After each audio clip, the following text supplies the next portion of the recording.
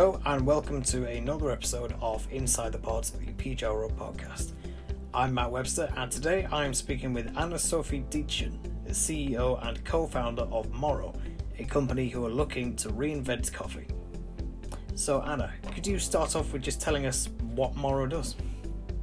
So in short, we're creating coffee without the coffee bean.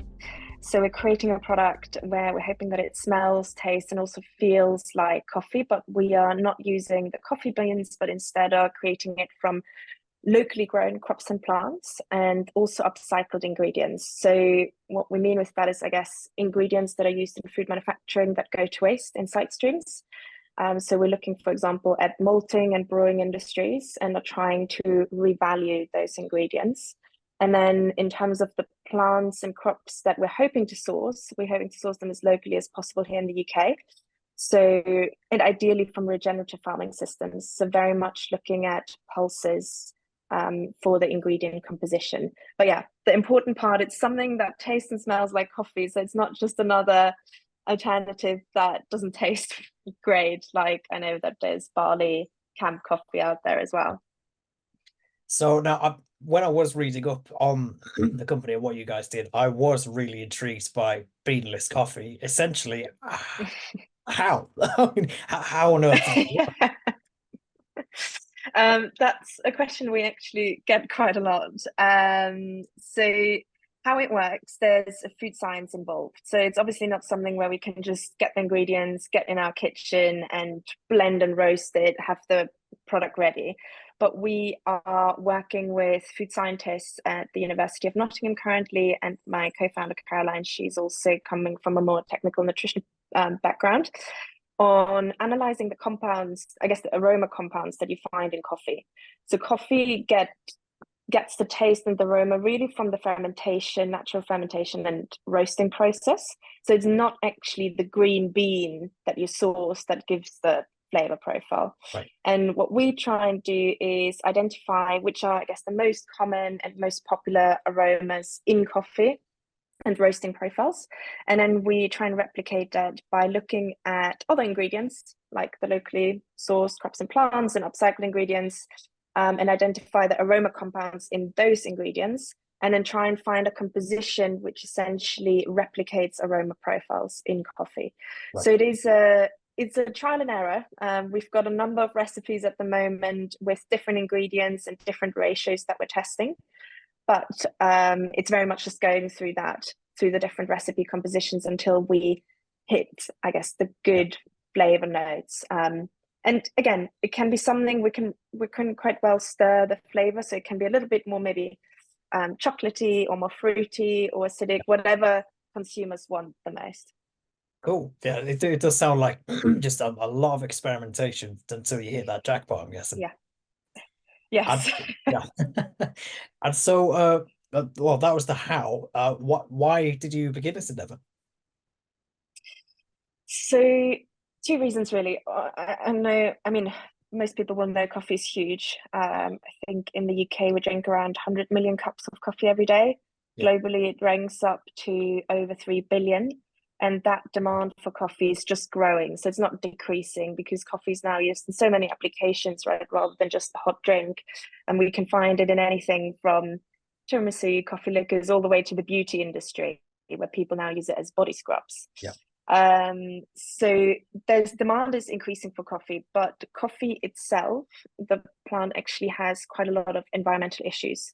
First of all, when we're looking at its carbon footprint, that's quite high. So it's ranking actually right after beef, lamb, and cheese, Right. and is one of the, I guess, the plant with the highest carbon footprint. But then also looking at the supply chain, there are ethical environmental issues, and estimates say that by 2050, because of the extreme climate conditions that we're now facing, 60% of land that's currently suitable for coffee cultivation will actually disappear. So there's this huge, I guess, coffee deficit in terms of supply coming towards us, and very few people know about it. There's a similar, I guess, thing that's happening in the cocoa industry, and people are definitely more aware because of, I guess, bigger companies like Tony's Chocolonely who are creating a bit more awareness, but coffee faces essentially the same issues. So we set out, because we love coffee as well, and we don't want to go without it, to create something, that tastes and smells like coffee, but actually also does something good for the planet and can benefit farmers and growers in the UK, rather than having to rely on huge imports of coffee from tropical regions. Right. And for how long have you been doing this?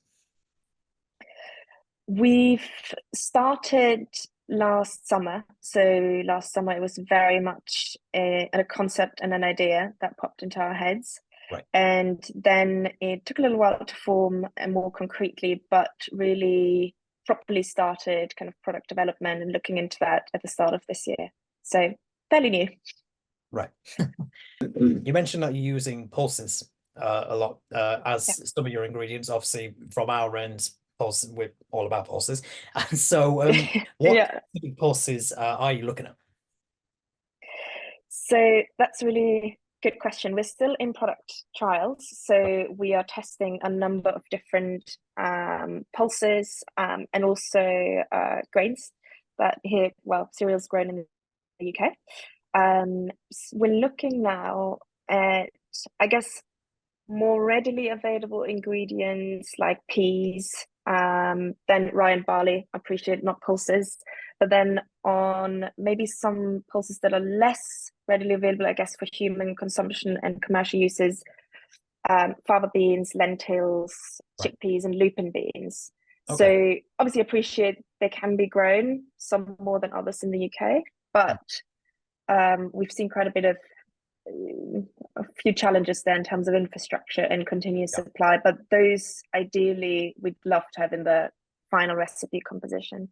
Yeah, lentils especially. I think we've been looking into lentil growth in the UK as well, and it's a rarity. I think from what we've come across. Yeah, As I think to it get is. sort of a UK lentil supply chain, that would be very good. And speaking of your supply chain, is there any specific region or suppliers that you're working with? In terms of regions, again, I guess we're spanning the network quite wide. Wherever possible they can be grown, as long as it's kind of in the UK. It seems definitely that more southern regions are more, have the better climates for the ingredients that we need. They only ever rains up north. Yeah, exactly. Which I guess we just spoke with a supplier that we're gonna do some trials with for peas. Right. So yellow peas, and maybe trialing some completely new varieties that are more climate resistant in Norwich. So I mean, not north, but I guess slightly more north than where we're based. Yeah. So that's what we're looking at, but it's really for us at the moment, and especially in the next 2-3 months, because we're hoping to launch a first product in September, to build out partnerships with suppliers, the growers that would also be willing to maybe experiment a little bit at the start, and or suppliers with some ingredients that they're already growing, and then maybe do some site trials on the side for the likes of lentils, even chickpeas. I know it's a difficult topic, but yeah. Fantastic. And obviously sustainability, that is the name of the game. And from the sounds of it, that is your primary one of your primary focuses with Morrow. Could you perhaps dive a little deeper into this? Tell us a bit more about what you're doing to achieve sustainability. Yeah. So it's our mission, I guess. Sustainability very much at the forefront of our mind. We do appreciate that it's tricky to say, you're completely, I don't know, 100% organic, 100% whatever it might be, and all these certifications, when the supply chain and the process infrastructure isn't yet as well set up as it could be. But because we are in product development and we can very much consider and trial different ingredients, that's why we want to work with farmers that are already practicing regeneratively, or again, if we're procuring some ingredients from circular systems where we're actually upcycling, doesn't really have a carbon footprint at all, because they're already being produced. So we very much tackle product development with that kind of regenerative and circular food systems design in mind. And then what we're doing at the moment is we work with the University of Nottingham, but also with organisations like NIAP on, I guess, the crop science to understand not just which ingredients would be great for the product and the flavour, but then which ones are actually supporting carbon savings and crop rotations, can support soil health, and then can be grown for like human consumption. So for us, it's not necessarily about just hitting accreditations and certifications, of course, an important part, but really kind of coming from the ground up. How can we already design the product with nature in mind rather than having to reformulate later down the line? Fantastic. And whereabouts are you guys based? So Caroline and I are based in London as in the business, but obviously we have, I guess, a team in Nottingham that works with us. Then our suppliers are also not there. We have some advisors all around the country, but our team is still very, very small. Right. And I appreciate you saying your team is very small in this very early days, but is Morrow involved at all in like the wider pulse sector or perhaps the community, or is there anything that you're planning to do in the future regarding that? So we're part of the Ellen MacArthur Foundation Big Food Redesign Challenge, which you might have heard of, which really, I guess, aligns with our mission as well. And we got a grant as part of the challenge, which goes directly into the product development and would directly go into trials with growers of pulses that are interested in supporting us on that journey.